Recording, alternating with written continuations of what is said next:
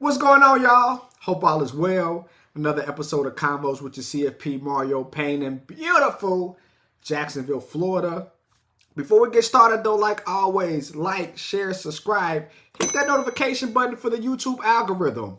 What is not fun right now? Credit card debt. I talk about it all the time. The less debt we have, the more fun we have. We have good debt and bad debt. Gotta talk about that as a certified financial planner. But now, it's getting out of control, y'all. Let's look what's going on with credit card debt. And this, my profiteers, comes directly from CNN Business. All right. Back in 2013, credit card debt was $660 billion. And we go up. Now you see these dips right here, right? Y'all know why these dips happen? Tax time, y'all. Tax time. First quarter of the year, we get that tax return money. What do? Some people pay down or pay off their credit cards. If we all did it, credit card debt would not be as high as what it is. But that's why every single year around the same time, first quarter, we see those dips, right?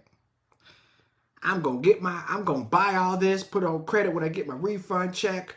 I'm gonna pay it off.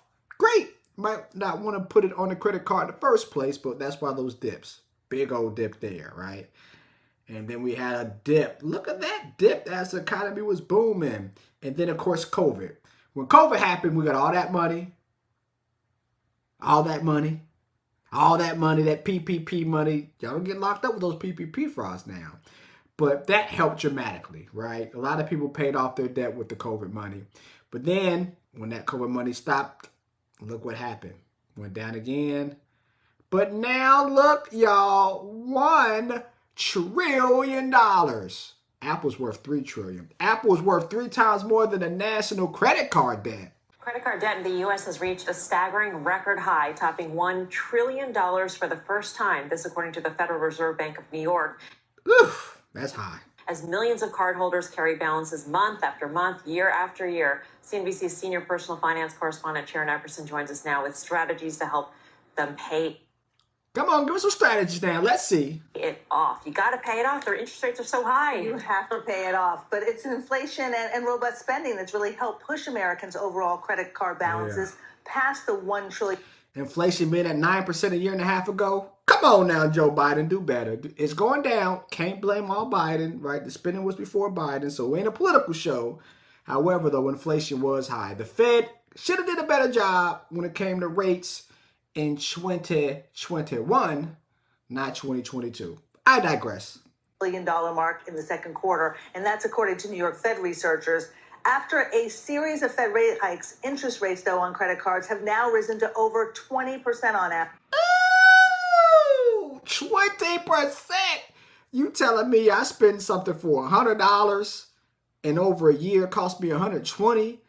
Oh my goodness. So those pair of J's, that's $500. They ain't $500. You put them on that credit card. Takes you a year to pay it off. They cost $600. Man, oh man. How we can combat this? Do a balance transfer. You have a high card, do a balance transfer over the balance to a card that they're going to charge you a 3 to 5% fee, but it's going to be 0% interest for a year or 2 years. If it's 2 years and we got $1,000, we're not paying $200 of interest, are we? No, and we can pay it off in 2 years. Don't use it though, but pay it off. That's how we can combat. That's how we can combat that with a balance transfer. But 20% average on credit cards, my oh my. Average, and that's making it an extremely expensive way to borrow money for Americans using credit cards to cover basic household costs and many other expenses too. Facts. Many of them are carrying that debt for months or even years. So here are a few strategies to help pay it off. First, call your card issuer and ask for a lower annual Come on, that's understandable. percentage rate. A Lending Tree survey found about 3/4 of consumers who asked for a lower rate in the past year got one. That's good. Also, try to snag a 0% interest balance transfer card. These cards. My first time seeing this, y'all. First time. Somebody sent it to me, say react to it. First time seeing this. Mr. CFP, you know what you know now, don't you? Apparently. I mean, I do got my own, well, not own, let Bob it around. We do have our own fund on the stock market. So we're doing something right, ain't we?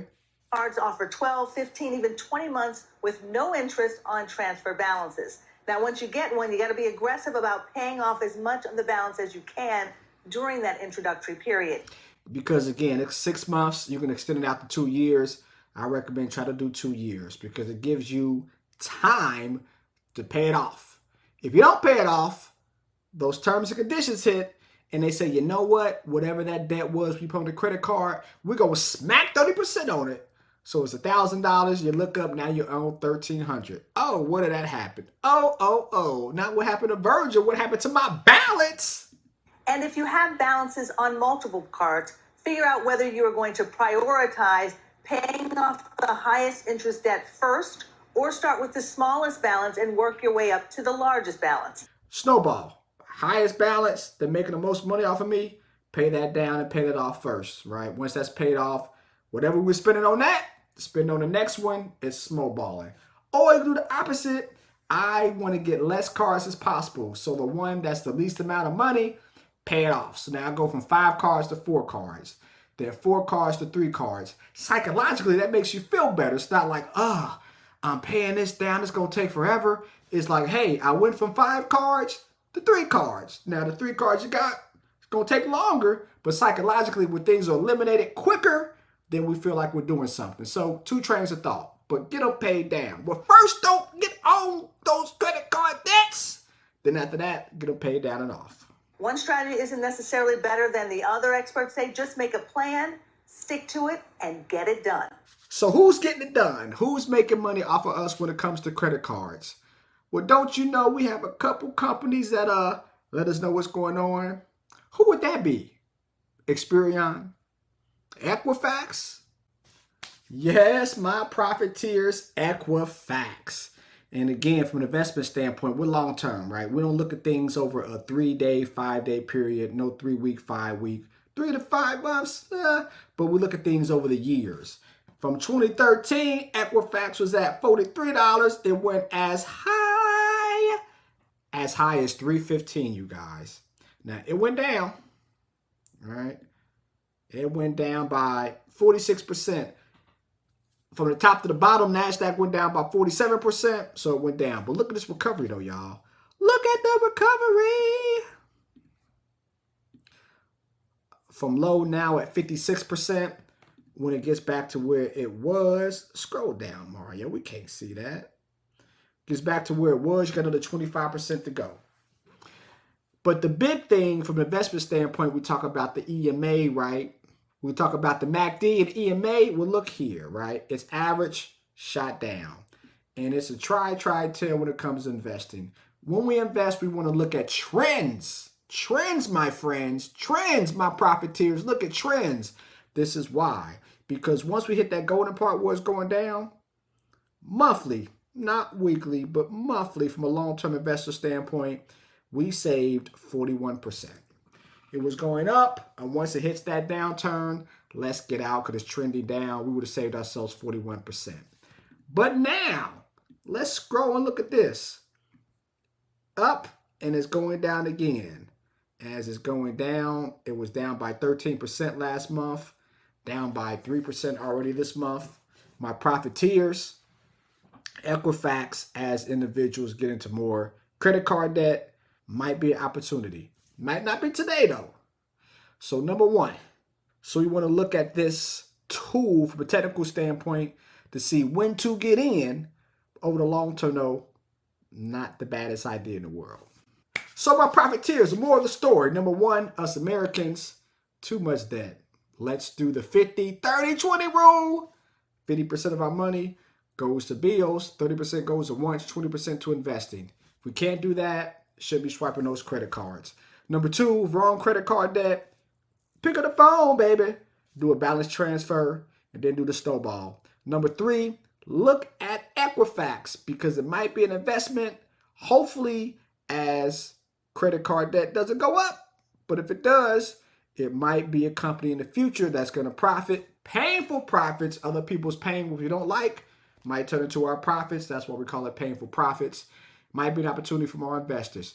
Anyways, yo, love is love. Let's stay at that, y'all. And make some paper promise together. Peace.